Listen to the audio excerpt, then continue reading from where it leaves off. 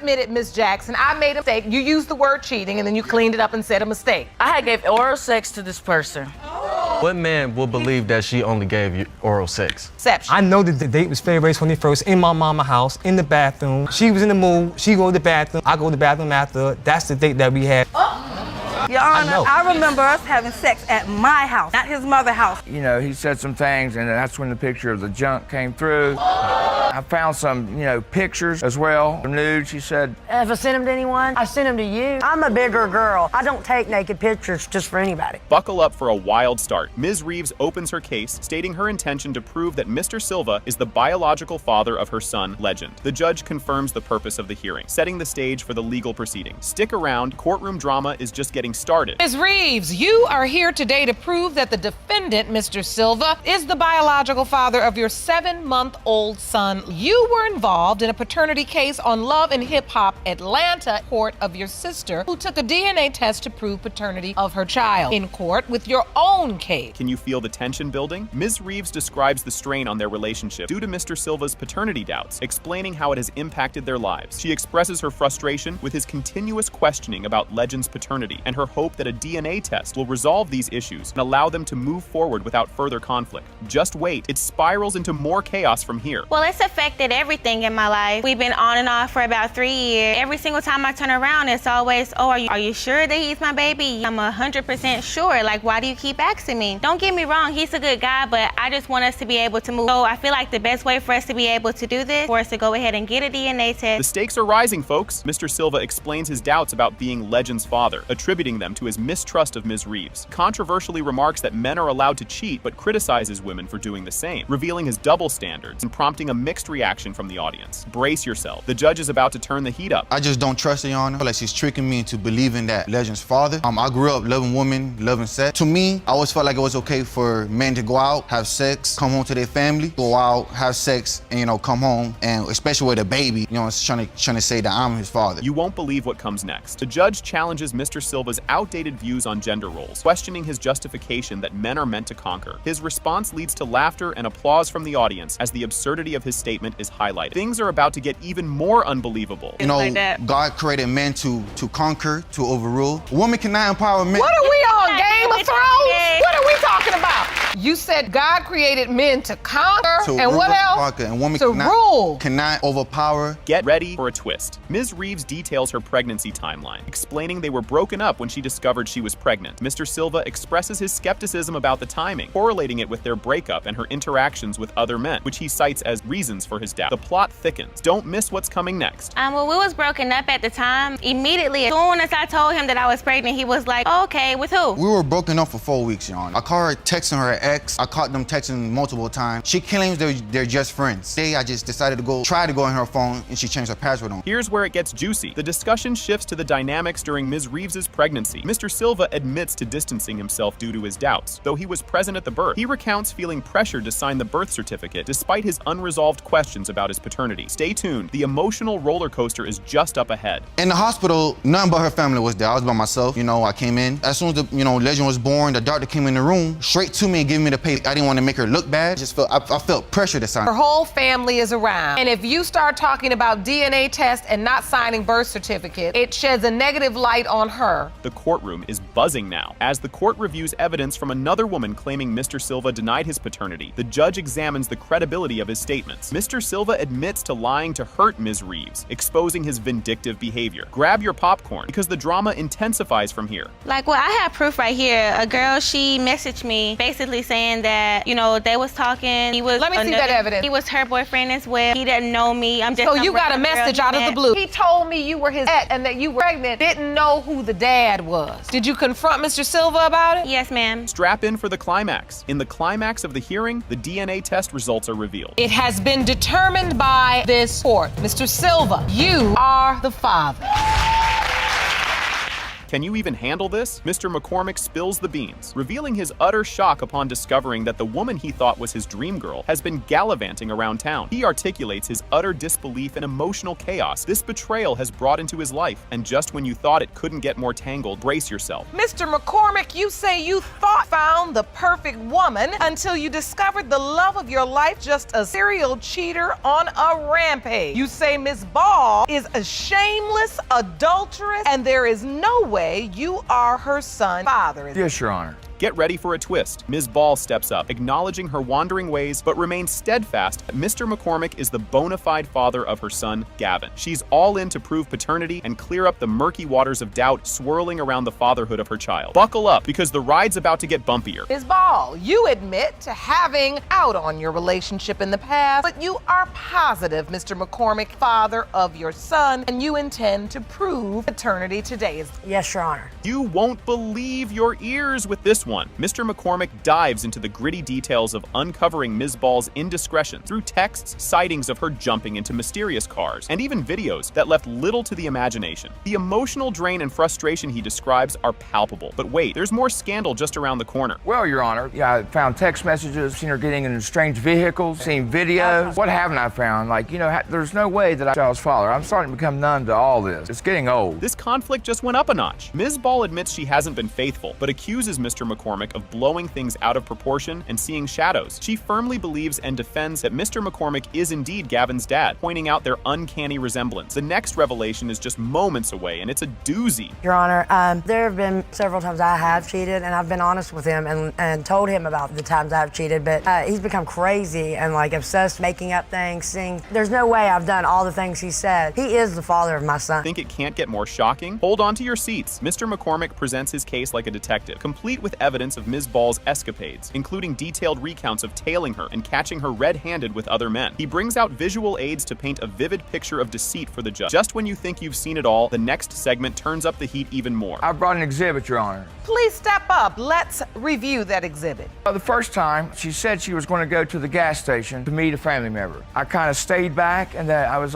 following her. I saw her getting to a truck. Strange guy. He was like 25 years old. Why would you let me get in? She said it was another family member, which I know is like 2 years old. He doesn't wear his hat sideways and... As if we weren't already at the edge of our seats, a fiery exchange erupts as Mr. McCormick reveals his crafty impersonation of Ms. Ball to trap her in her lies, leading to a discovery of more incriminating texts and some rather explicit photos and videos. The courtroom heats up with every new piece of evidence. The tension is mounting, and what comes next will surely raise some eyebrows. There was a time I came home from work. There was a text message on the phone. Texted some sexual stuff. They texted back. I texted, can we do the same thing that we did the last time we hung out? He said some things, and that's when the picture of the junk came through. I found some, pictures as well. Nude, she said. If I sent him to anyone, I sent him to you. I'm a bigger girl. I don't take naked pictures just for anybody. The plot thickens tremendously here. The conversation takes a serious turn to the implications of Ms. Ball's cheating on Gavin's paternity. Mr. McCormick voices his deep-seated fears and doubts, amplified by the dubious timing of Ms. Ball's affairs and her subsequent pregnancy. The next twist in this saga is about to unfold, and it's a critical one. We have been together since 2012, Your Honor. The relationship I've built with Gavin. You stepped out too, so. I'm not a saint. Babies. Gavin and I are close. I was there with her throughout her pregnancy. I went to all the appointments,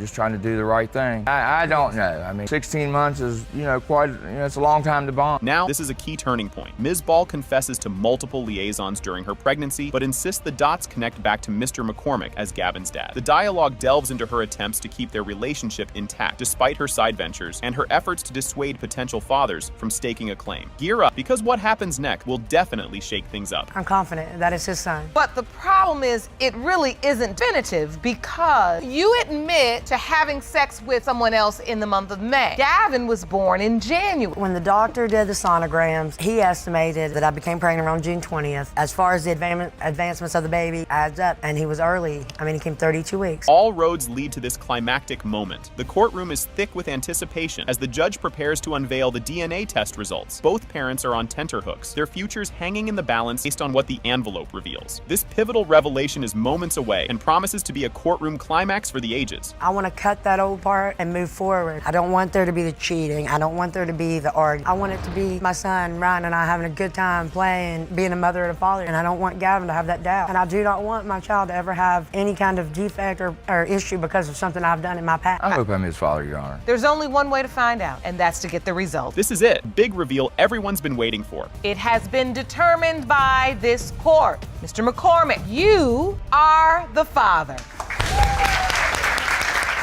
Can you even handle this soap opera in court? Mr. Butterfield swings open the drama gates by claiming he's the father of Miss Bracknell's 2-month-old daughter. He's all in, arguing that Miss Bracknell is brushing him off as daddy because she fears the chaos it might unleash on her current family setup. He's betting all his chips that the truth will crown him as the father. Buckle up, because Mr. Butterfield is about to lay it all out. You've summoned your ex-girlfriend, Miss Bracknell, to paternity court to prove that you are the father of her 2-month-old daughter, Cara. You say she's denying you are Cara's dad because she's worried her family will be when the result prove you are the father. Ms. Bracknell, you say there's no way Mr. Butterfield is your child's father. Is to break up the family you now have with your fiance. Talk about a plot twist. Mr. Butterfield delves into the backstory, sharing their cohabitation and their attempts to start a family, topped with the bombshell of her pregnancy news post-breakup. He's convinced that her mysterious gift reference was indeed their child. The stakes are high, and just when you think it's peaked, there's more revelations around the corner. Me and Mrs. Bracknell had residence together for almost a year. We did try to, have a baby together before. So you lived together, We did. and you were in a relationship. She had told me when we were breaking up, she said, "Thank you for the gift." And I said, "What gift was that?" And it wasn't till later that you found out she was pregnant. That is correct. The tension is thicker than a bowl of oatmeal. Miss Bracknell stands her ground, staunchly denying Mr. Butterfield's claims, pointing fingers at him for trying to shatter the peaceful family picture she's painted with Mr. Dallas. Her denial is rock solid despite Mr. Butterfield's emotional recount of their shared past and his dreams of daddyhood. Strap in, because Mr. Dallas is about to throw a curveball with some calendar evidence. Then you went back in a relationship with Mr. Dallas, 3 other children together. Now, when you left Mr. Butterfield and went back to Mr. Dallas, you were pregnant at that time. Honestly, I didn't find out. I'd say 3 months after I did move out of his house because I was having irregular, so I just let it go for a minute. I'm not really a doctor person. You won't believe this, doozy. Mr. Dallas steps up with a calendar that he claims maps out the entire timeline of Miss Bracknell's relationships and the baby-making period. He's aiming to prove that the baby-making magic happened under his watch, not Mr. Butterfield's. As the plot thickens, get ready for Mr. Butterfield to hit back with a bombshell. So this calendar dates when the relationship with Mr. Field and Ms. Bracknell ended and when she came back. Cara was conceived in mid-September and she was born in June. And she ended the relationship with Mr. Butterfield at the end of August. So you're saying if we count back, there's no way Mr. Butterfield is Cara's biological father. Grab your popcorn for this comeback. Mr. Butterfield isn't buying what Mr. Dallas is selling and claims the romantic sparks were still flying between him and Miss Bracknell until October, which could line up perfectly with the baby's conception timeline. He's even ready to strap up to a lie detector to prove his point. The emotional roller coaster is just getting started, and family feelings are about to spill over. Honestly, we were sleeping together all the way up until October 8th, the last time we had sex, because I remember. I can take a lie detector test if you want to prove it. So you up in the said- mountains, up in the hills. You don't remember that, right? I wasn't we weren't together. Asking me for money for gas so you can go see him. You were still having sex with Miss Bracknell till October. So although these dates may be true, they are missing. Grab a tissue. This one's a tearjerker. The court explores the deep emotional currents affecting both men's roles in little Cara's life. Mr. Dallas pours out his heart, declaring his unconditional love for Cara, paternity result notwithstanding. As we gear up for the DNA verdict, the air is thick with anticipation. You know what, Your Honor? I'm gonna love her the same. She's my little daughter. She is I'm gonna not raise her. your Nothing's gonna change. I love her to death, just like I do now. I'll love her the same. You know what? With this, he's actually made our family stronger than trying to push us and trying to. That's good. I'm not trying to get her back. I'm just trying to be in my daughter's life. Wait for it. Here comes the big reveal. The judge delivers the DNA test results, and boom. It has been determined by this court. Cara's biological father is Mr. Butterfield. What did I tell you? Can you believe this setup? The plaintiff, Mr. Jordan, claims that Ms. Heim duped him into believing he was the dad of her daughter and tricked him into signing the birth certificate. He found out another dude might be the real dad. He opens a case for DNA proof to scrub his name off the birth certificate. As the story unfolds, keep your eyes peeled for the next curveball. You claim the defendant tricked you into signing her daughter's birth certificate and being a daddy. But 2 years later, you were told that another man is her biological father. Opened your case because you want DNA are not the father so you can get your name removed from the birth certificate. Yes, Your Honor. Hold on to your popcorn. This gets spicy. Ms. Heim admits she played the field, but insists Mr. Jordan is the daddy-o of Caitlyn. She slams Mr. Jordan for ditching them and is dead set on proving paternity today. Buckle up, because her next move is a doozy. Ms. Heim, you admit to being unfaithful to Mr. Jordan, but say he is Caitlyn's father. You say Mr. Jordan abandoned you and your daughter, and you intend to paternity today. Yes, Your Honor. This twist will spin your head. Mr. Jordan lays out how Ms. Heim spun tales about Caitlyn's paternity. Starting, he tells us Ms. Heim convinced him another guy had already cleared a paternity test, which turned out to be a big fat lie. Strap in. The ride gets bumpier from here. She tricked me into thinking that I was the father, that Caitlyn was my first daughter. She tricked me into thinking that the other guy had done got a paternity test on Caitlyn, because she told me, oh, he already got, you know what I'm saying? That's why I know it's just you. Tricked me into thinking that family was something sacred. You know what? I think her only motive was that she was able to get away with it. Things tangle up even more here. Ms. Heim claims she had a fleeting hookup with another man, yet she was convinced Mr. Jordan was the papa based on the pregnancy timeline. She's determined to prove Mr. Jordan's paternity to silence the chattering from pals and kin. The emotional fallout up next is a tearjerker. You're saying that you were only having sex with one other man other than Mr. Jordan? Just one time in April, and then I found out I was pregnant in June. So was that potentially the window of conception? Yes, Your Honor, but I know that Chris is the father. But how if you had sex with the other guy? I just know that he's the father. No, he listens to his family members, the people on the street. The stakes are sky high now. The chat pivots to how this paternity mess is messing with their kiddo, Caitlyn. Ms. Heim gets teary, talking about how Caitlyn wonders if her daddy still adores her, highlighting the heavy emotional toll. The upcoming revelation is a true jaw-dropper. Because my daughter, she's old enough to realize she came and asked me,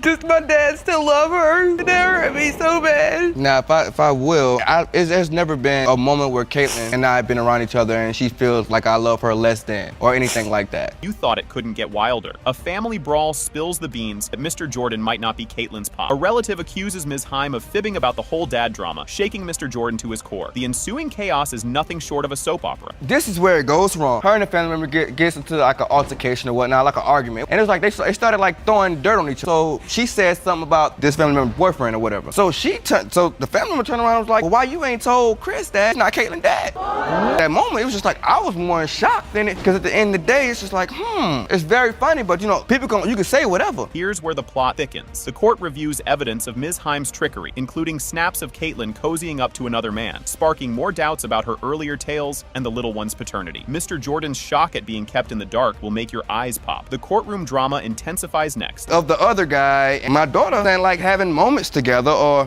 pictures of... Wait a minute! Caitlyn's 2 years old, you think you have a daughter and the girl, you got a good life. And they start going off on one another. And then like everything just comes right out right then. And as you can see right here, Yana, like I don't like to say people look alike, but I'm like, it's a lot of resemblance here. You'll want to sit down for this one. Mr. Santavius Knight enters the scene to spill his side of the story. He argues Ms. Heim hinted he might be Caitlyn's biological father, contradicting her earlier claims and adding layers to this paternity puzzle. The emotional climax just around the corner is a must-watch. There are pictures of you with Caitlyn where you put in a cap that this is me and my baby Kate, where you are referring to this little girl as your daughter. Do you believe Caitlyn is your daughter? Yes, that's my baby. She told me when she got pregnant, she like, I'm pregnant. I'm like, what you telling me for? She like, well, it's not Chris, because me and Chris been together a year and a half, and we ain't got pregnant. Soon you touch me, I get pregnant. Grab your tissues, folks. Judge Lake presses Ms. Heim to face the music about not knowing who truly is Caitlyn's dad. The DNA verdict drops. It has been determined by this court. The biological father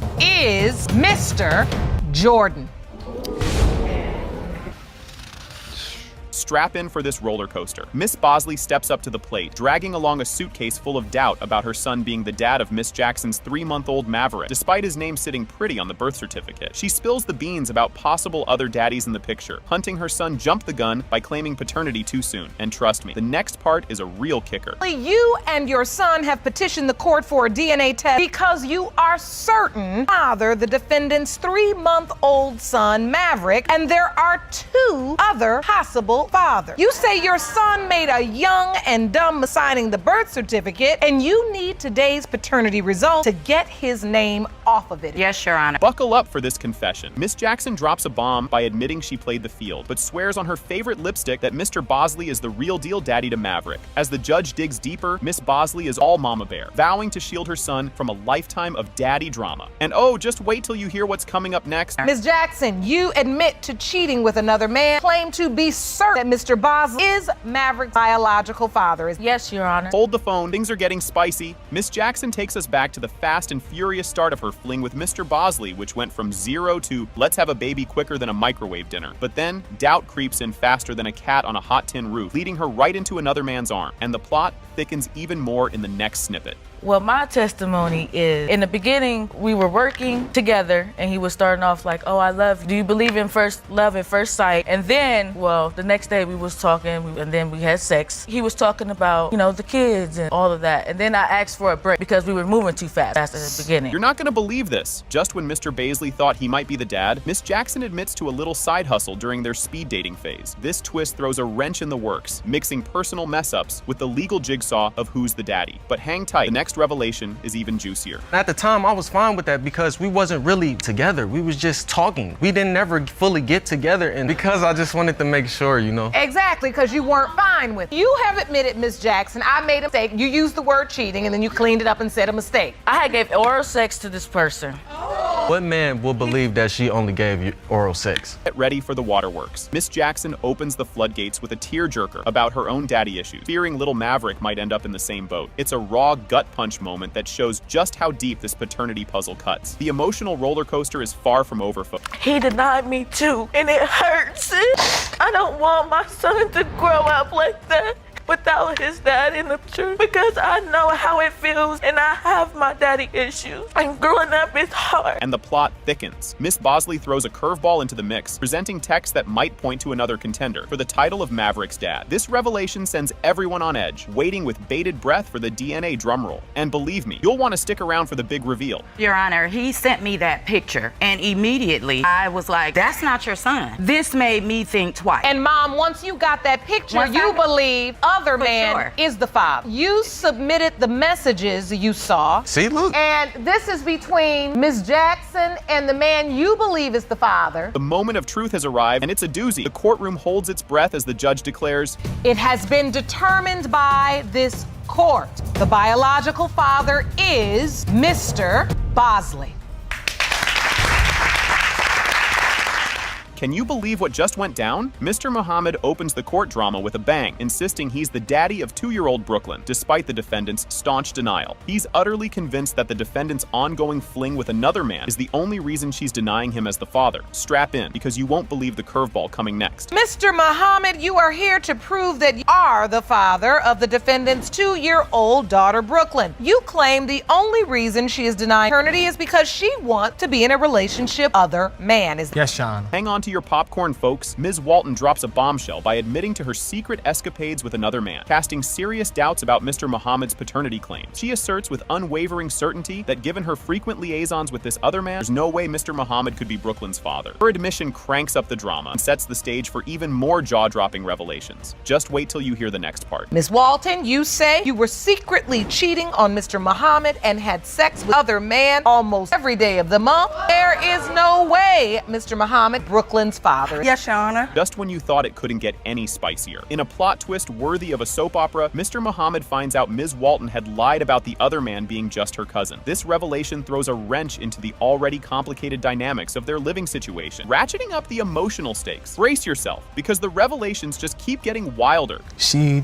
told me that this gentleman was her cousin. I didn't think nothing of it. That's not true, Your Honor. He's always known this. That's the other man that she wanted to be with. You're saying you were in a relationship. In a relationship. And you're saying saying you were not in a relationship when Brooklyn was conceived? No, we was not in a relationship. We were just living together. Talk about a tangled web. The court digs into the nitty-gritty of how Ms. Walton's pregnancy came to light, thanks to a sneaky peek Mr. Muhammad took at her phone. This highlight reels us deeper into their complicated relationship and the pivotal role that sneaky text messages play in unraveling the truth. The suspense build? Wait till you see what happens next. The moment I found out I was pregnant, I texted the guy and I told him I missed my period. Mr. Muhammad, who was living with me, got my phone, looked at the text message. What happened was I came home, she sleep, I looked at her phone, I started seeing a full-fledged text message about having sex, all that stuff. Y'all having a full relationship behind my back. You can't make this stuff up. Mr. Muhammad vividly recalls the specific date and supposed location where he believes Brooklyn was conceived, contradicting Ms. Walton's version of events. This clash of memories stirs up more doubt and debate about who's telling the truth and who's just spinning tales. The air is thick with tension. Keep watching as the plot thickens. I want to know about the window of deception. I know that the date was February 21st in my mama's house, in the bathroom. She was in the mood, she go to the bathroom, I go to the bathroom after. That's the date that we had.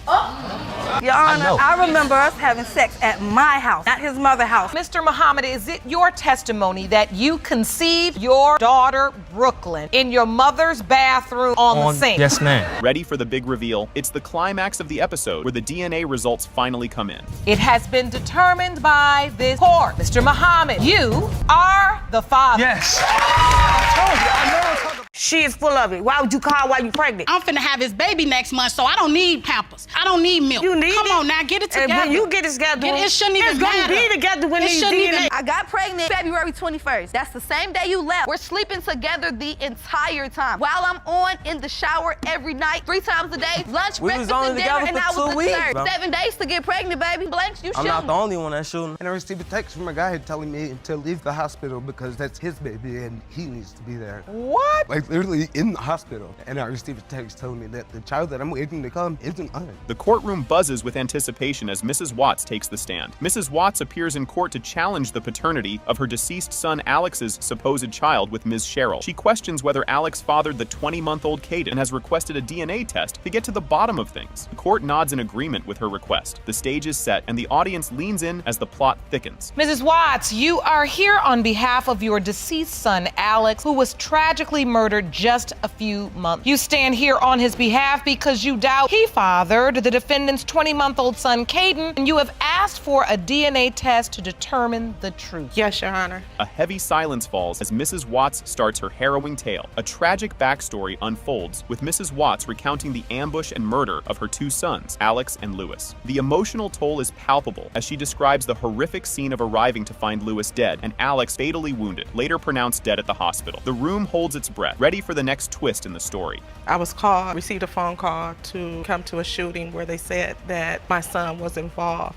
When I got there, I didn't know at the time that my other son was there as well. My 2 sons went to visit a friend who had some type of altercation with some gentlemen prior to my sons coming to visit their home. When my 2 sons got there, they were ambushed and murdered. Ms. Cheryl steps up with unwavering confidence and a story of love. Ms. Cheryl asserts with certainty that Alex was the father of her child, Caden. She paints a picture of their deep relationship, emphasizing Alex's recognition and treatment of Caden as his son, despite their time together being tragically cut short. As Ms. Cheryl makes her case, the courtroom braces for the evidence to come.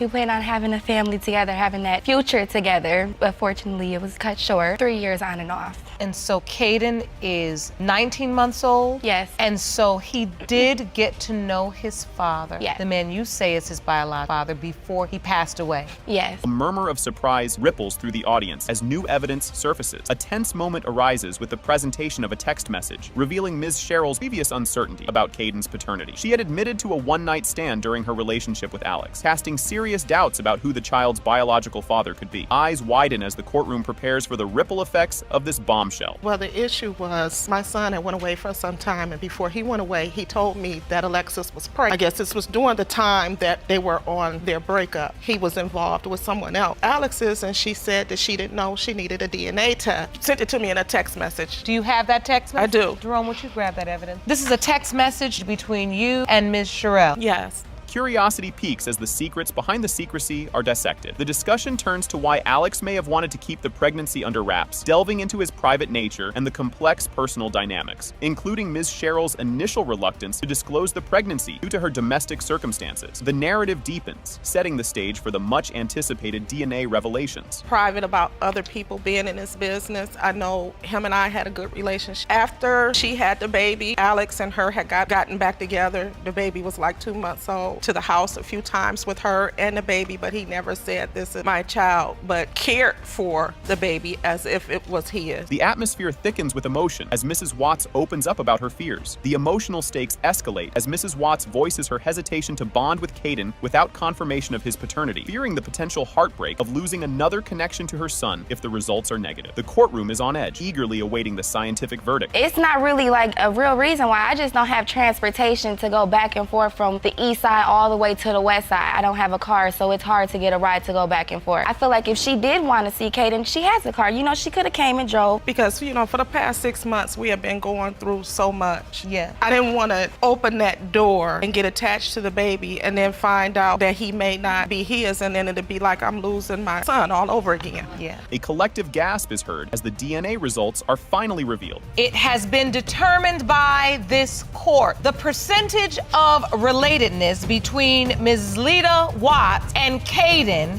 is 0.006%. You are not related. Here we go. Ms. Lohman is in court with hopes that her fiancé, Mr. Mitchell, is the biological father of her daughter, London. The outcome of today's DNA test is pivotal, as it will determine whether their upcoming wedding will proceed. Buckle up, because this is just the beginning of a roller coaster ride. Ms. Lohman, you are in court today hoping and praying your fiancé, Mr. Mitchell, is the biological father of your daughter, London. And you and your mother you say today's DNA results will determine the future of your family together. Yes, Your Honor. Things are heating up. Mr. Mitchell expresses his doubts about being London's father, sharing his concern that if the DNA test shows he is not the father, their planned wedding next month will be canceled. His cousin also fears he is being exploited due to his willingness to step up as a father. Just wait, the plot thickens. Mr. Mitchell, you say nothing would make you happier than finding out you are London's biological father, believing there is no way you are. You say if the DNA results prove you are not the father, next month's wedding is off. So you're joined by your cousin who fears you're being taken advantage of by plaintiff. Talk about drama. The ongoing uncertainty about London's paternity is causing frequent conflicts between Ms. Lohman and Mr. Mitchell. Ms. Lohman has never explicitly denied Mr. Mitchell's paternity, but admitted to the possibility of him not being the father, which strains their relationship. Next up, a peek into their tangled past. Me and Mr. Mitchell, we fight all the time about telling Mr. Mitchell that London is his. He will tell me, no, I don't think she is. But you've also told him that she's not. No, I have never actually told Jonathan that he was not. I told him there was a possibility that he might not be, but I have never for sure told him he hasn't. Grab your popcorn. This is a good one. The backstory of their relationship unfolds, revealing they became close during high school. Their friendship turned romantic when Mr. Mitchell moved into Ms. Lohman's family home due to his difficult home life. Despite Ms. Lohman having a boyfriend at the time, their relationship escalated quickly. Hold on, it's about to get even more complicated.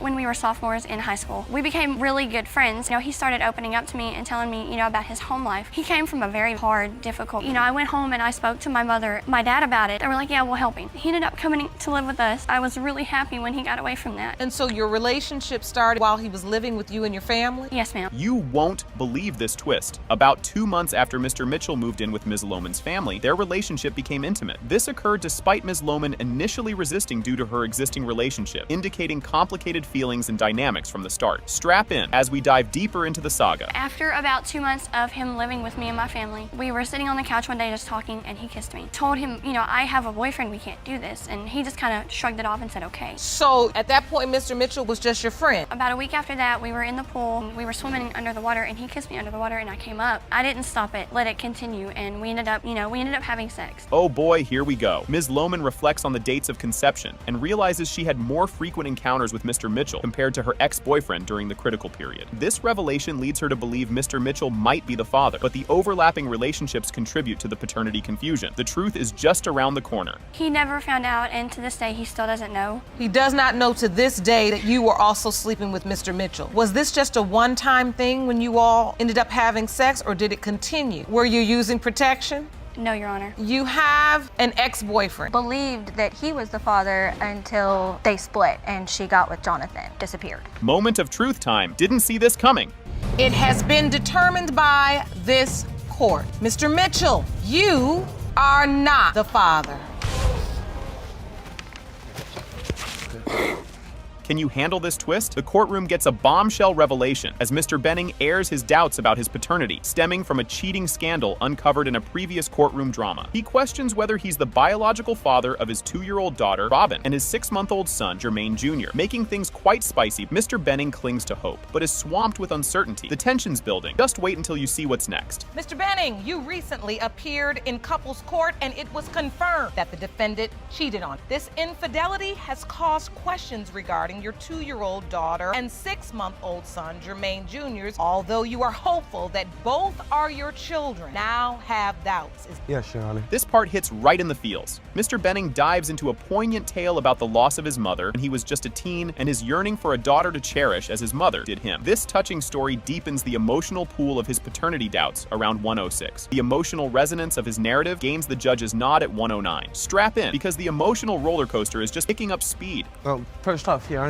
my mother passed away when I was 14 years old. She was my best friend. We spent every waking moment together. After she died, it, left me hurt. I always wanted a daughter, and I promised I was going to take care of her and treat her like my mother took care of me. I've always stuck by with that. So having a daughter is so important. So important. I waited. You won't see this coming. In a jaw-dropping reveal, Mr. Benning shares that he received a text during his daughter's birth from another man claiming paternity. The scene unfolds dramatically, amplifying the paternity suspense surrounding his children. Just when you think it can't get more dramatic, the story takes another wild turn. I was in the hospital sitting across from Kayla as she was pushing this baby out, and I received a text from a guy telling me to leave the hospital because that's his baby and he needs to be there. What? Like literally in the hospital. And I received a text telling me that the child that I'm waiting to come isn't mine. Things get thick here. Ms. Bodine throws a curveball by presenting evidence of a DNA test that rules out another man as the father, briefly tilting the narrative to suggest Mr. Benning might just be the dad after all. This twist, it throws in a new puzzle piece, though Mr. Benning's doubts linger due to multiple infidelities. Fasten your seatbelts, because the result of this DNA test is a doozy. So you had a DNA test on the other guy already? And he wasn't the father. And you submitted those results to the court? Yes, I did. Probability of paternity between you, other guy, is 0%. So he was not the father.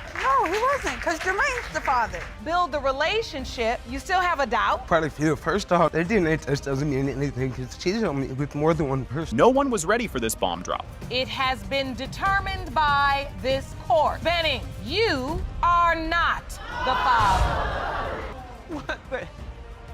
Kicking things off with a bang, Ms. Foster opens her case by asserting that she and her ex-boyfriend, Mr. Jackson, had planned their pregnancy together. She claims that Mr. Jackson abandoned her and has denied paternity, despite her belief that he is the biological father of their daughter, Jakia. Ms. Foster expresses her desire for Mr. Jackson to acknowledge his responsibilities and take care of his daughter. Just when you think you've heard it all, buckle up, because there's more drama just around the corner. And your ex-boyfriend planned your pregnancy only to have abandoned you. Deny paternity. Are here to prove that he is your daughter's biological father. You want him to step up and take care of his daughter. Yes, Your Honor. You say Ms. Foster cheated on you multiple times during your relationship, and there is no way you are Jakia's father. Yes, Your Honor. With no gloves on, Mr. Jackson counters Ms. Foster's claims by stating that he doubts he is Jakia's father due to Ms. Foster's infidelity during their relationship. He suggests that Ms. Foster's multiple affairs during their time together make it impossible for him to be the father of her child. As the tension builds, get ready for Ms. Foster to throw a curveball. Because, Your Honor, I have a 1-year-old child who we plan on having, looks like him. He doesn't step up to nothing. I mean, he's posted pictures on social. That's not my baby. She don't even post the baby on social media. I'm not talking about social media. I'm talking about real parenting. In a plot twist you didn't see coming, Ms. Foster proudly declares herself as the best mother in the world. A statement challenged by Mr. Jackson, who hints at her alleged dishonesty about her sexual relationships, including with a man she claimed was her brother, but was actually another romantic partner. Strap in, folks, because the courtroom is about to turn into a roller coaster of emotions. In the midst of us staying together, he told me I was going to be his baby's mother. 'Cause I'm the best mother in the world. That's why he said it. But the man that she had dropped her off at my house claiming was her brother was a dude she was sleeping with. It definitely was. Basically what the story was, she already came to my house by her so-called brother. After a jaw-dropping revelation, Ms. Foster recounts the overwhelming moment she discovered she was pregnant again. She describes her shock and dismay, considering her young age and the prospect of being a single mother to 2 children. As the tension reaches a fever pitch, watch out for Mr. Jackson's reaction. It's a doozy. I fell to the floor. I did 3 rolls around the floor in the doctor's office because I wasn't having no kids if I'm finna be a single mother to 2 children by myself. I'm 20. I told Marquise because Marquise was there. Physically, he was gone, out of sight, wasn't worried about him. Marquise is the brother. So I told him, I'm pregnant, could be the father, it's out of you and Sean. Off back, I told them. Slept with y'all around the same time in the same week. As the story unravels further, the judge questions Ms. Foster about her decision to only bring Mr. Jackson to court, despite her admission of having multiple sexual partners around the time of conception. Ms. Foster explains her reasoning based on the dates, but the judge remains skeptical due to the overlapping relationships. Fasten your seatbelts because the courtroom is about to get even wilder. If you know you're sleeping with 2 guys, why are you just bringing Mr. Jackson to court? I went to the doctor's office, they gave me the conception calendar. I got pregnant February 21st. That's the same day you left. We're sleeping together the entire time. While I'm on in the shower every night, 3 times a day, lunch, breakfast, and dinner, and I was the third. 7 days to get pregnant, baby. Blanks, you shooting. I'm not the only one that's shooting. In a surprising twist, Mr. Jackson admits he has had no relationship with Jakia due to his physical distance and conflicts with Ms. Foster. He reveals his attempts to be involved in Jakia's life were thwarted by Ms. Foster, leading to a lack of contact with his alleged daughter. As the anticipation mounts, the DNA results are up next, and they're going to be a game changer. Because I don't talk to her through man, you don't even click. We get on the phone and argue, me, you, and my girl every time. So is that the long way of saying you didn't spend no time with her? 4 hours away. I asked her, you feel me? I can go and get Jakaya. Oh no, you're not bringing her up. My girl ain't got nothing to do with it. Girl, if this my daughter, you feel me? Then why can't I be around her? With everything on the line, as the episode progresses, the tension between Ms. Foster and Mr. Jackson escalates with accusations of neglect and miscommunication. The judge challenges them on their failure to cooperate and co-parent, emphasizing the importance of both parents' involvement in Jakia's life. You won't believe what comes next. Stay tuned for the DNA shocker. Why haven't you said to yourself, girlfriend, I love you to death, but I got a beautiful little baby girl over here, and I'm supposed to be the daddy? I got to go make a way. Yeah. Why is that not possible? I been said we can meet, you feel me? I did. But she you're said saying she was gonna she go won't buy do a it. car. Next thing you know, her excuse was her friend stole all her. So it's your testimony. You make a plan, but then Ms. Foster. I'm going to get my little brother from St. Louis. In a moment that will have you on the edge of your seat, the climactic moment arrives as Judge Lake reads the DNA test results. It has been determined by this court. Mr. Jackson, you are not the father.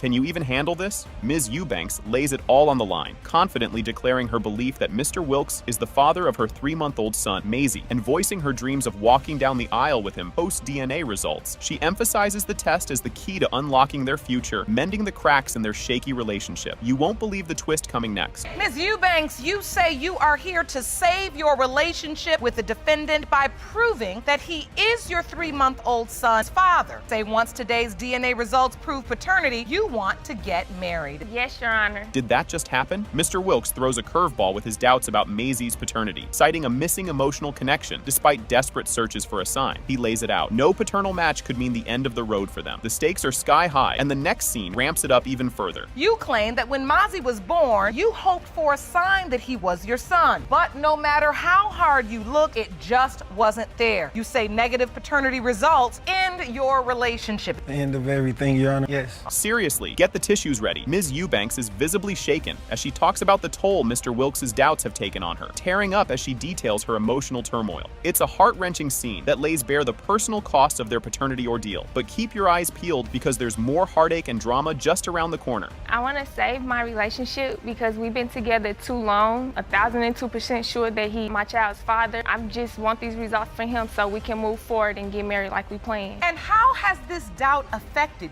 you? It affected me mentally, like emotionally. We've been together too long, so you shouldn't have no doubts or no feelings that anything else. You'll need to see this to believe it. Mr. Wilkes candidly shares the weight of his uncertainty, which has been keeping him up at night, literally causing him to sprout gray hairs at just 30. His desperation for truth is palpable, and it sets the stage for an even more intense showdown. Brace yourself. The emotional fireworks are just getting started. Yeah, I mean, I stay up late. Sometimes, I'm stressed, really. Like, even growing gray hair. I'm only 30 years old. Like, me and him would be sitting downstairs. I'll take him, and we'd just be downstairs all the way 7 in the morning. I'm tired of just keep going on. I need real results. Talk about an origin story. Ms. Eubanks reminisces about their fateful first meeting at a strip club, leading to a whirlwind romance. Yet, the narrative takes a dark turn as she recounts the suspicions and accusations that surfaced post-first baby, which threw their love story into chaos. What happens next? It's a doozy, and you won't see it coming. The relationship started, we met each other at the strip club. I was there for a family member's birthday party. It was just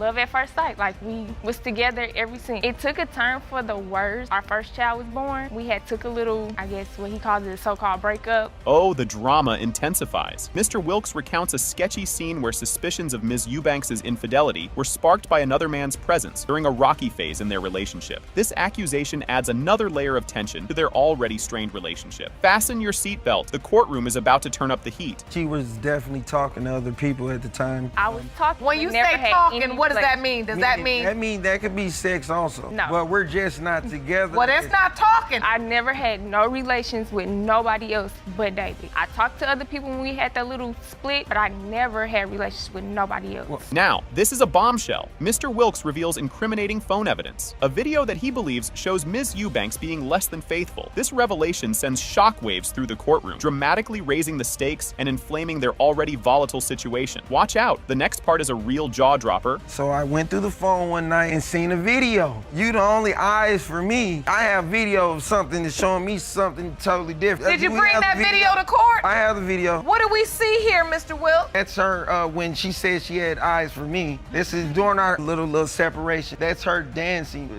She's bent over. She just slapped the camera. That's a guy behind her. You can't really see it. You kind of see it? You see that grinding? Oh, I see it. A glimmer of hope? Amid the turmoil, Ms. Eubanks shares the news of her pregnancy, a beacon of hope that briefly reunited them in joy and anticipation for their future daughter. This moment of unity provides a poignant counterpoint to their ongoing strife, encapsulating the emotional roller coaster of their relationship. But don't relax just yet. The saga takes another sharp turn right after this. I had met up with Mr. Wilkes, and he had looked at me. He gave me this like weird little look, and then he just started touching on my stomach, and he was like, "Is this the little girl that we've been hoping for?" I hope so. After that, it was just together again, like every day. We were still being a happy family. We was planning everything together. This is the big reveal. In a climactic turn of events, the DNA results are finally disclosed. When it comes to 3-month-old Maz, it has been determined by this court. Mr. Wilkes, you are the father. Strap in. We're diving right into the drama. Judge Lake drops a bombshell on Mr. Hopkins, declaring he is not the father of the child in question, which knocks him back a bit. His reaction is a mix of shock and a touch of what just happened here as he processes this game-changing news. This revelation cranks up the intensity for the drama that unfolds next. Buckle up, there's more turbulence ahead. Previous time you were in this courtroom, Yes. it was determined that your son was not the child's biological father. Yeah, he did, but I still love the baby. Mr. Hopkins, you are not father. You would also like to have current child that Ms. Smith is pregnant with tested as well. You both need to decide whether or not you want to have that. So this court will order that you go and get tested. I wish you the best of luck in the meantime. I will see you both. Court is adjourned. Didn't see that one coming, did you? The courtroom is hit with the heavy news that Ms. Washup's son was tragically killed, adding a layer of sorrow to the episode. Judge Lake, with all the grace of a seasoned empath, acknowledges the tragedy, underlining the emotional and complex paternity issue now involving 2-year-old Jovan Jr., believed to be the deceased son. Next up, the plot thickens even further. Don't touch that dial. A few weeks after I sent you away for that prenatal test, your son was tragically killed. You don't believe your son fathered the defendant's now 2-year-old son, and you are desperate for the truth. Yes. Just when you thought it couldn't get any spicier, Ms. Smith throws a curveball by admitting she gave Ms. Washup the wrong C-section date on purpose, fueling doubts about the baby's paternity and stirring the pot big time. This moment spirals into a fiery exchange, with accusations flying faster than a soap opera finale. Grab your popcorn. The next scene is a doozy. It was a scheduled C-section. Actually, I called her and gave her the wrong date. I think she doing that. She did it on purpose because someone else is the dad. Why would you give me the wrong date? Because you wanted this person that was supposed to be the daddy to be there? There was going to be someone else there who's the real biological father. Money talks, and boy, does it stir up drama. The air gets thick with talk of money, as Ms. Washup accuses Ms. Smith of chasing financial benefits through the child by dialing up Social Security. This discussion paints a vivid picture of mistrust and the tangled webs of financial dependence within families. The upcoming exchange is even more loaded, if you can believe it. The money. What money? CDs that his grandmama got What for the CDs? kids. I don't call and ask nobody for nothing. I handle my child on my own. It's just as well she I mean, I want money. Where it's at? Call like Social Security like you didn't call Let Social me get Security. it. I called Social Security yesterday. I did do that. She is full of it. Why would you call while you pregnant? I'm finna have his baby next month, so I don't need Pampers. I don't need milk. You need Come it. on now, get it together. And when you get it together, it shouldn't even matter. It's gonna be together when these DNA. And now, a word of wisdom from the bench. Judge Lake steps up with a mighty appeal for truth and accountability, pushing for a breakthrough in healing the family wounds. She emphasizes the necessity for the family to progress positively, despite their painful past and the swirling emotions around the child's paternity. Fasten your seatbelts. The DNA results are just around the corner. I asked you why. If you go have the beat, then tell it. You in the courtroom. You're not standing in here forming like you performing, acting like you hair, mama crying about her son being dead, you rolling your eyes saying why, and I know you in here being disingenuous because there's no way in the world a mother, and that's why I gave her chance to tell her side, why I looked at you and said, why? What's going on here? It ain't enough hair in the world. Here comes the moment of truth, literally. It has been determined by this court. Mr. Hopkins is the father.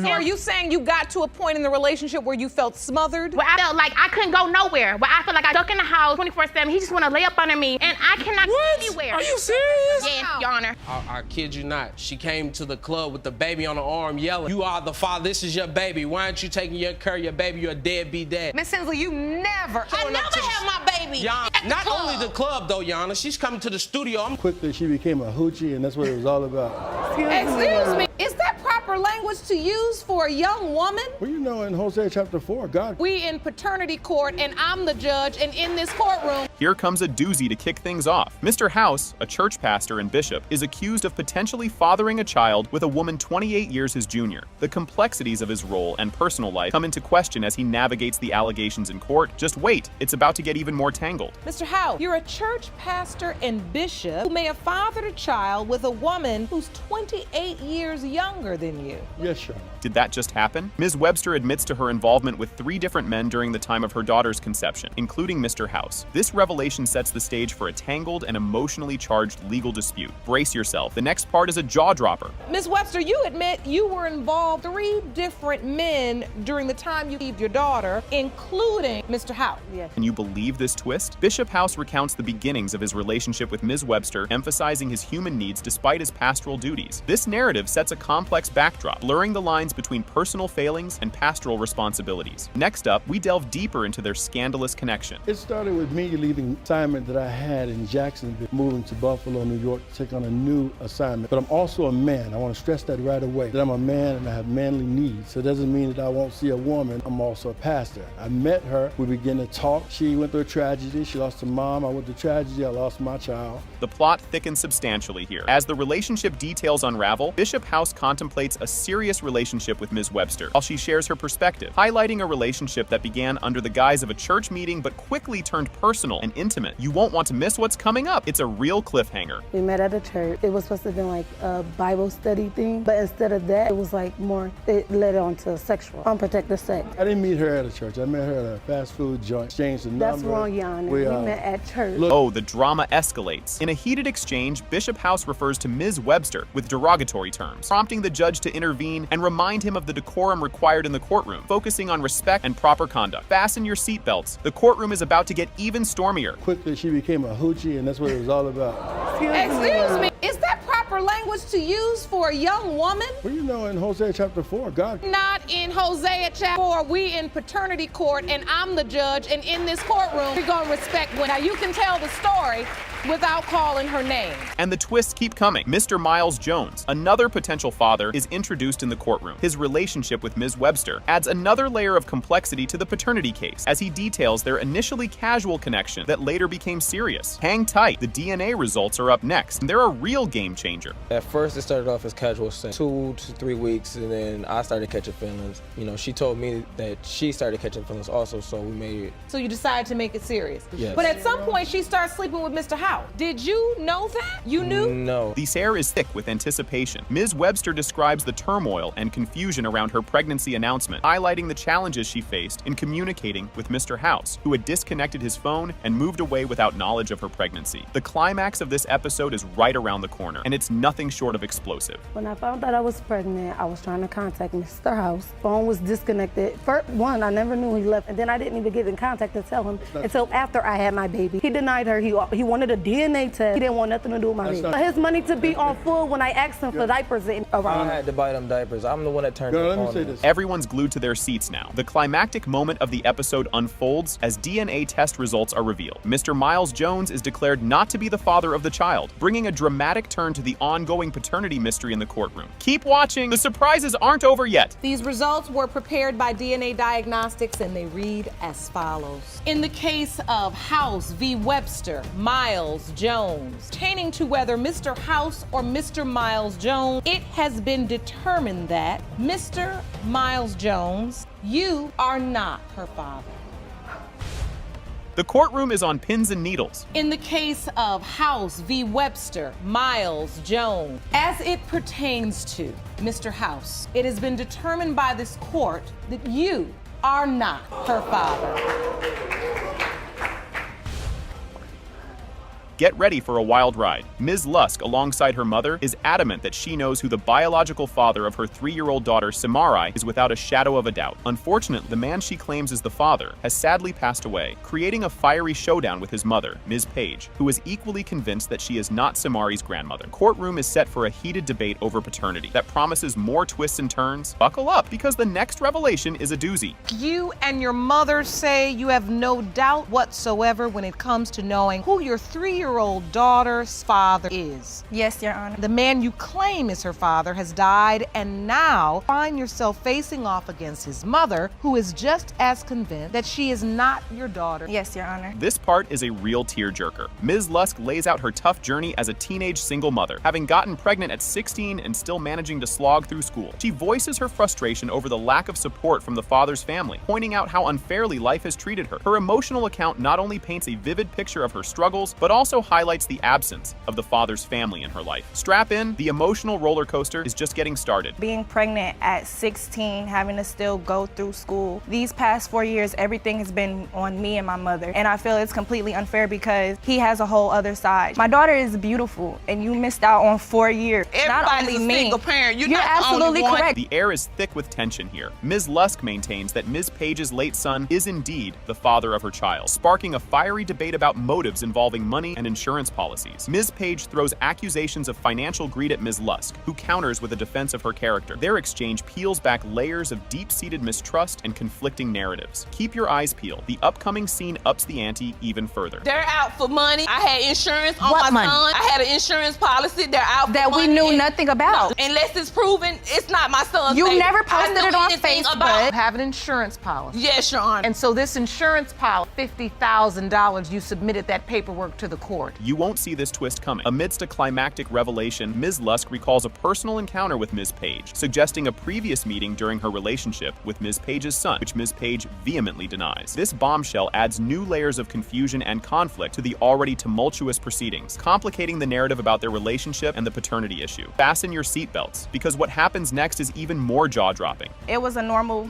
time scheduled routine that I would actually come over there, and during certain periods, whether it was gym or my lunch period, I would go. The first time I actually saw you, When you proclaimed you were pregnant, you was very petite, looking like an innocent child. Yes, you ma'am. had Even The way I school went to count. see my child. Of course she wasn't shown. She was just pregnant. Things just got a lot more complicated. The courtroom hears multiple claims of paternity linked to Ms. Page's son, with Ms. Lusk and Ms. Page slinging mud about the nature of these relationships and who really knew what. The judge steps in to untangle this knotty affair, trying to make sense of the accusations flying back and forth. The intrigue continues to build, and you won't believe what's coming up next. The very first thing she said to me is, my son is a legend. My son has women coming out the woodwork. Had no reason to be doing whatever he was doing. And Your Honor, we have never asked at all. Once she suggested bringing over a used walker, she went into one of her little, oh, that ain't my grandbaby. Make sure you find your baby. And she's publicly putting it on Facebook. This segment is like a soap opera. The role of social media in the dispute is dissected, with Ms. Page and Ms. Lusk accusing each other of airing dirty laundry online for all to see. Their fiery exchange showcases how the drama has exploded into the public domain, affecting not just their perceptions, but also their emotional well-being. The judge tries to steer the ship back to calmer waters, focusing on the child's welfare. Stay tuned because the courtroom is about to reach boiling point. Posting things about Miss Love on Facebook. She inboxed and me and her went back on Facebook. You're absolutely and that, as Miss far as Page. the stroller, I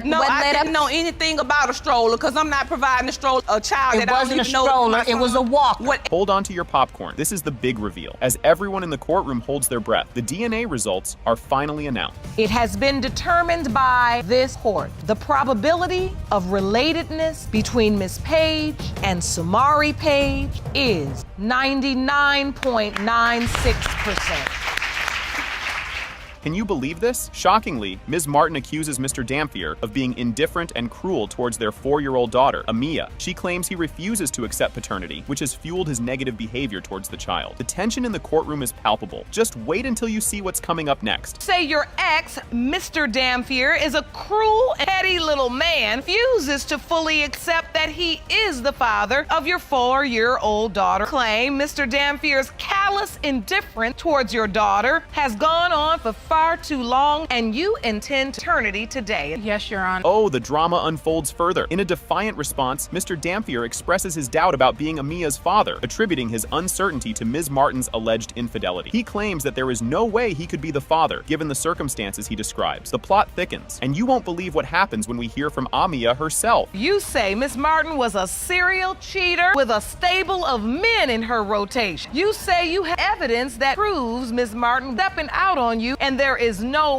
way you are Amaya's father. Yes, Your Honor. Grab your tissues. It's heart-wrenching as the court watches a video testimony by Amia, where she expresses sadness over feeling unloved by Mr. Dampier. This moment highlights the emotional impact of the paternity dispute on the child. But hold on, the courtroom is about to get a reality check from Mr. Dampier's side of the story. He treats my daughter like crap. He's also played favoritism. Amaya has told me on New Times that she's sad that her dad don't love her. Did a video testimony of how she felt. And you submitted that to the court? I did. Dad is mean because he always makes me sad. I'm mad because my dad always makes me sad. That's awful. Yeah. In a twist, trying to defend his actions, Mr. Dampier tries to justify his differential treatment of Amia by saying she is more disobedient than his other children, which he believes warrants a different approach. His reasoning is met with skepticism. Brace yourself for the evidential showdown that's about to take place. The only reason why I treat her that way is Amaya's like more better. I got other kids, she's like disobedient, she misbehaves, so I gotta treat her accordingly. Like, you're playing favorites because of your paternity doubt. You're not giving Amaya the attention and love that she needs and deserves. As the plot thickens, Ms. Martin and Mr. Dampier discuss the evidence of infidelity, with Mr. Dampier presenting text messages that he believes prove Ms. Martin was unfaithful and further his doubt about paternity. The tension builds as the judge gears up to do some math. You won't want to miss what the conception calculator reveals. Amber's a cheater. I got multiple reasons why I think I'm not the father. Always messaging guys. Like I said, I have for one instance, she came home late and I was messenger calling her, like didn't respond. When she come home, her hair all messed up, I don't like sex.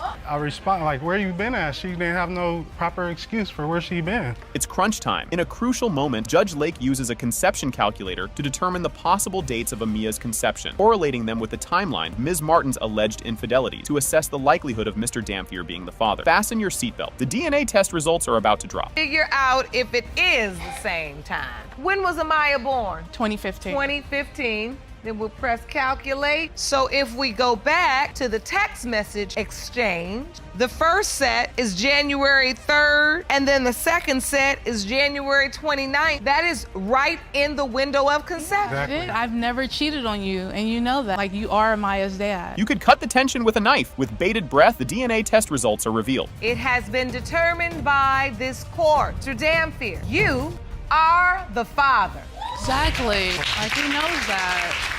The room is buzzing as we kick things off. Judge Lake opens the court session by addressing Miss Parker's claim regarding the paternity of her 6-month-old son, Malachi. Miss Parker asserts that the relationship with Mr. Brown is faltering due to paternity doubts. You won't believe what's coming next? Strap in. Miss Parker, your relationship is on the verge of ending. You're summoning your boyfriend, Mr. Brown, for paternity test to prove that he is your 6-month-old son, Malachi's father. Yes, Your Honor. The atmosphere thickens with suspense. Mr. Brown admits to initially stepping up as a father, but expresses paternity doubts due to Miss Parker's behavior. He has also requested a lie detector test to address allegations of her infidelity. The pot's about to boil over. Just wait until you see what's stirred up next. Mr. Brown, you say you stepped up when Malachi was born, but began to have paternity doubts Parker's scandalous behavior. To the paternity test, you've countersued for a lie detector test to the extent of her cheating. Yes, Your Honor. Grab your popcorn, folks. Disbelief fills the air as Mr. Brown details their troubled relationship. The court delves into the trust issues between Miss Parker and Mr. Brown. Mr. Brown recounts how their relationship started well, but soon deteriorated due to Miss Parker's secretive actions, leading him to question her loyalty. Things are heating up, and it's about to get even hotter. Well, when we first started, Your Honor, the relationship was good. We loved each other very much. Then later on, she just started doing things. I remember I called her. I couldn't contact with her. I don't know shit. I called her dad. He was at work. Had a relationship and it was going well, and then she disappeared? Yeah, just one day I decided to call, and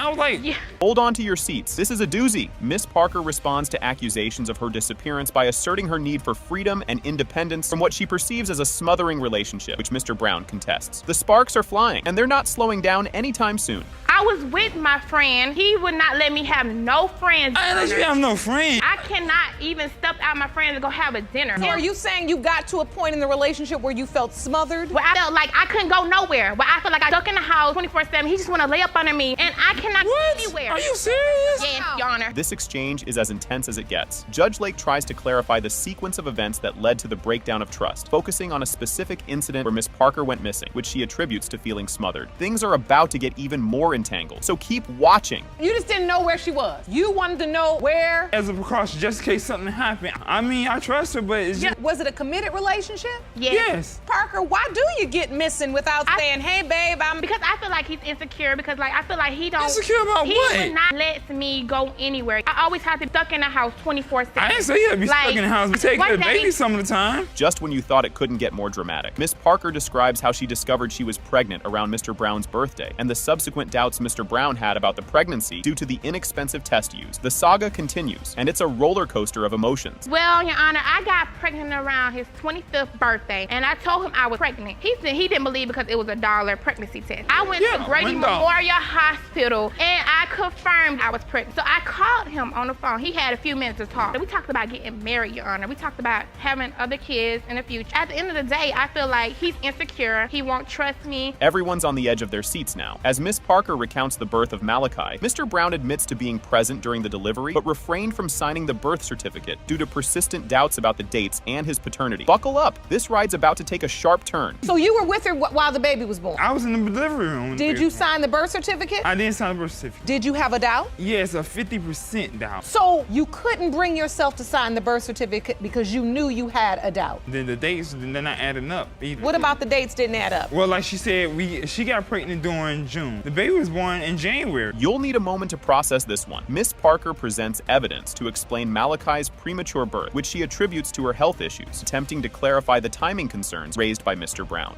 What's revealed next is a game changer, so stay tuned. My baby was premature because I had heart problems and I have high blood pressure, Your Honor, and I have evidence right here if you want to see, because my baby, and you can see as in his weight. So this evidence is copies of your hospital discharge paper. It says that Malachi was born at 1,730 grams. So your testimony is that he was born early. The plot thickens with every word. A discussion ensues about Miss Parker's relationships prior to Mr. Brown, which brings up potential doubts about Malachi's Malachi's paternity due to the close timing of these relationships. The twists keep coming, and the next one is a doozy. It really wasn't lasting. It was on and off. We just I'd probably say 3 days. You're saying when you met Mr. Brown, you were exclusively with him? Nobody. I ain't cheated on Mr. Brown. I was with Mr. Brown for 1 whole year. Yeah, what about the days that you was going out when I told you no, don't? But that doesn't mean I would. Well, how do I know that? This is the emotional peak. Grab a tissue. Miss Parker's brother, Larry Parker III, testifies, emphatically stating his belief in Mr. Brown's paternity and criticizing Mr. Brown's doubts as baseless and harmful to family unity. And just when you think you've seen it all, next moment will knock your socks off. She has been with this man since day one. I have never seen her with anybody else. I have never seen her act like this. She is in love with this man. And for him to just put out there, you must be doing something. And it's time for him to just step up and be a man and just say, okay, that's my baby. I'm gonna be a father and I'm gonna do everything for her. It's time to work. I just brought the baby home, boo. Thank you. The moment of truth arrives, and it's a jaw dropper. Judge Lake reveals the DNA test results. It has been determined by this court.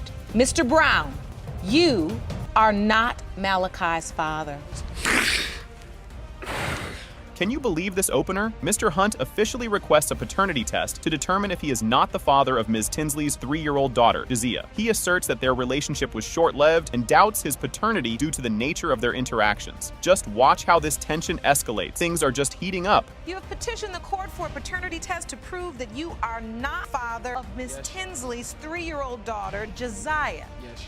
Strap in, because this roller coaster is just leaving the station. Mr. Hunt accuses Ms. Tinsley of being a gold digger and asserts that her claims of paternity are influenced by his local success as a rapper. Ms. Tinsley vehemently denies these accusations, maintaining that her only concern is her daughter's well-being. The plot thickens, and you won't believe what's coming next. You say that she is a gold digger and that your relationship would claim that the defendant has defamed your character, and she is claiming you are the father of her baby only because you are a successful rapper in your hometown. Yes, Not at all. Hang on to your seats. This ride is getting wild. Ms. Tinsley expresses her disinterest in Mr. Hunt's career and financial status, emphasizing her need for her daughter to have a father figure. She reveals a shift in her belief about the child's paternity following a DNA test on another man, which confirmed he was not the father, leading her to believe Mr. Hunt must be the father. Keep watching. The twists and turns get even crazier. You state that you could care less about Mr. Hunt's rap career, his money, and your only concern is that your daughter grows up. You admit that you were confident another man was her father, previous DNA test, but now there is no question in your mind that Mr. Hunt is your daughter's biological father. Yes, ma'am. You're not ready for this curveball. The court delves into why Ms. Tinsley might claim Mr. Hunt as the father, despite his certainty of the contrary. Mr. Hunt describes his prominence in his city's music scene and labels Ms. Tinsley a groupie, which she denied. The accusations escalate. Wait till you see what's next. I'm more, in my city where I'm from, I'm like the hottest rapper around, not to be sounding cocky, toot my own horn, radios, I do shows for any major acts coming to the city. I'm doing my thing. She's a groupie. She's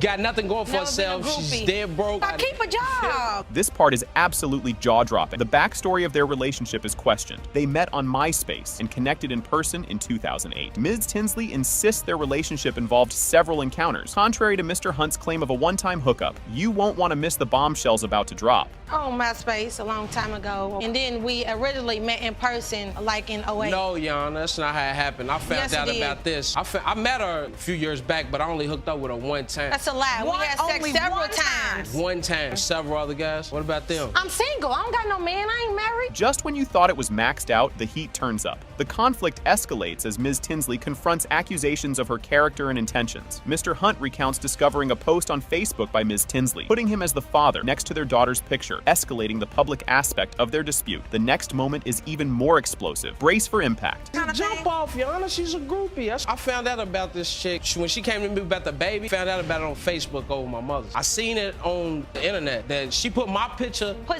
it next to her daughter. Put "You are the father." This was on the internet, y'all. I sure did. This is 3 years later too. Now let me get this right. Absolutely mind-boggling how the plot thickens here. Ms. Tinsley clarifies the timeline of her accusations and her previous relationships, explaining the delay in naming Mr. Hunt as a potential father due to prior misconceptions about another man's paternity. And it only gets more twisted from here. Stay glued. Because I thought another man was her dad. And I tested him and it came back negative. Okay, and you the next possibility because I was messing with you around the time I got pregnant. You claim you had a one-night stand with Miss Tinsley. Contend you had sex more than one time. At A least sexual no more than relationship that was 5. ongoing. It was like over kind of drugs are a you couple on? of months period. But what you also admit to is that you were having sex with someone else during that very same time. I was single. This part will absolutely catch you off guard. The court discusses the impacts of Ms. Tinsley's actions on her child and her social standing, emphasizing the seriousness of her public claims regarding paternity. What comes next is something you have to see to believe. Prepare for a surprise. You tested one man. Yes, ma'am. That you My was your child's ex-boyfriend. father. Because that was your boyfriend at the time. No, not at the time. It was just my ex-boyfriend. We were still kind of messing around. He turned out not to be the father. Yes, ma'am. And then before he even blood test came back, I told you, Marcus, I said, if the blood test come back negative, my ex-boyfriend, you the next possibility. Thanks, cool. Then people start finding out what was going on. Then that's when he thought he's a big rapper, which he ain't making no noise. You local, you not even know. This confrontation is a total game changer. A dramatic revelation occurs as Mr. Hunt describes an alleged incident where Ms. Tinsley confronted him at a club with their daughter, accusing him of being a negligent father, which Ms. Tinsley denies. The story takes an even more dramatic turn next. Don't blink now. I kid you not. She came to the club with the baby on her arm yelling, "You are the father, this is your baby. Why aren't you taking care of your baby? You're a deadbeat dad." Miss Tinsley, you never. I never had my baby.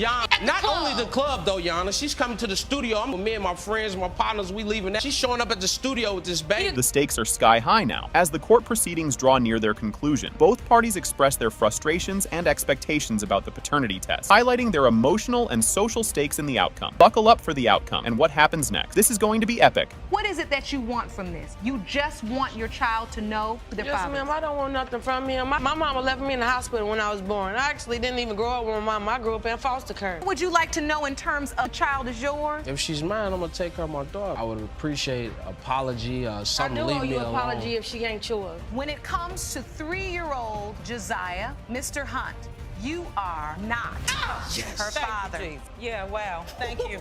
Thank you. Strap in for a wild ride from the get-go. Ms. Myers drags her mother, Ms. Madrigal, into court over the dad debacle. It turns out Ms. Myers is wrestling with a baffling list of 13 possible dads, courtesy of mom's adventurous past. This isn't your typical family feud. Buckle up, the drama's just heating up. Ms. Myers, you have brought your mother to court today because you claim she has no idea who your biological father is. You say your mother gave you a list of 13 possible men, and you are hoping to determine who father is today. Can you believe this twist? Ms. Myers spills the beans on her rocky teenage years and the void left by a father figure who passed away too soon. Her mom's slow drip of dad candidates over the years only added to the chaos. Let's see how deep the rabbit hole goes as she digs into her past. When I was 13 years old, I had a father figure in my life. He died at that age, and you know, when he died, I needed somebody to be there. The feels are real here. Ms. Myers opens up about the emotional gymnastics of not knowing her dad. Imagine juggling feelings of loss and identity while guessing which dad might be yours. The emotional reveal up next is a doozy. And so at 13 years old, how did you find out that there were potentially 13 different men that could be your father? The list came from my mom telling me over approximately a year, maybe a little longer. She would always just say, you know, here's a name. I think to her, it seemed like it was a joke. Get ready for some serious nail biting. The spotlight turns to the nerve-wracking wait for the paternity test results. Ms. Myers is a bundle of nerves, hoping the test will end her lifelong fatherhood scavenger hunt. Fasten your seatbelt. The results are about to make a splash. It's time to find out the results. Yeah, it is. There have been 2 men that have been tested, and we have 11 others in question. It very well may be that one of these 2 gentlemen be your father. So this is to see if Mr. Derek Smith is in fact the father of Ms. Myers. The DNA test results show that Mr. Smith are not Monica's father. I'd have to hear that. Grab your popcorn. Here comes the big reveal. The air is thick with anticipation as the paternity test results are disclosed. When it comes to Ms. Monica Myers, Mr. Keith McCraney, it has been determined by this court that you are the father. There it is.